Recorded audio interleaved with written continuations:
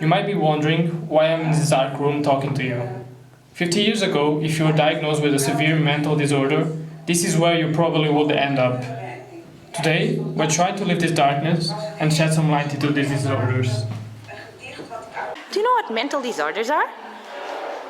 500 million people worldwide suffer from mental disorders, and this can be one you know or even you. And before, there was no available treatment, or that involved lobotomies or electrical shocks, and people would mostly be isolated in rooms such as this one. Today, we know much better how the brain works than 100 years ago, but still, we need to understand more aspects of the brain. Fundamental research is critical to comprehend complex brain functions, and there are many disorders such as schizophrenia, depression, attention disorders, Alzheimer. To get a deeper understanding of how the brain works, we are going to measure the biological components of schizophrenia mouse brains and compare them with healthy mouse brains.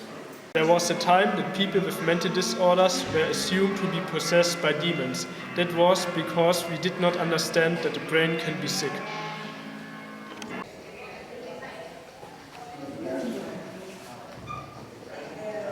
From this room that was used to isolate patients, we are now going to talk with two young researchers that will try to enlighten us about their modern take on neuroscience.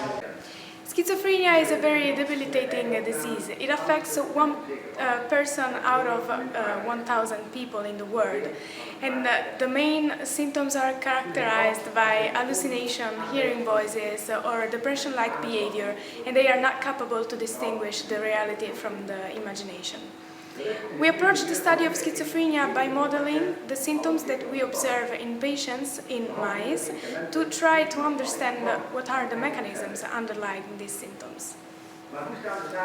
Schizophrenia is based on self-reported symptoms. So my research is how to optimize the diagnosis for early schizophrenia onset and also for the disease progression in later life.